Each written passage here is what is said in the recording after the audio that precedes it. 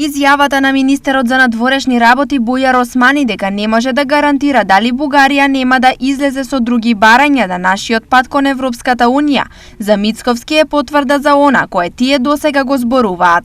Тоа го зборуваме ние цело време. Јас лично сум го кажувал неколку десетици пати дека ова е само почеток и отварање на Пандорината кутија. Дека допрва доаѓаат тешките барања и допрва доаѓаат тешките денови за Македонија, кога станува збор за спорот со Бугарија, но тоа требаше да се мисли кога го прифаќа тој анекс на договорот за добрососедство и пријателство и кога прифатија овие тешки прашања да бидат дел од преговарачката рамка.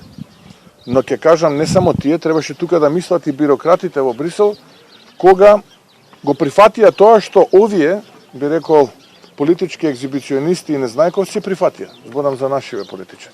Ова за Мицковски е историски тешка ситуација, бидејќи Македонија е пред голема дилема. Сега ние повторно се доведуваме во една ситуација во која што или ќе ги исполниме барањата на Софија, тоест нивниот диктат, без да добиеме гаранции никакви, или пак ќе имаме децениски, а можеби и вековен процес на преговори со Европската Унија и не заради европските темелни вредности, туку за прашања кои што немаат никаква врска со европските темелни вредности, да докажеме каков е нашиот идентитет, да докажеме какво е нашето минато, традиција, култура, обичаи, да зборуваме за средниот век, како што сега се зборува, наместо да зборуваме за еднината.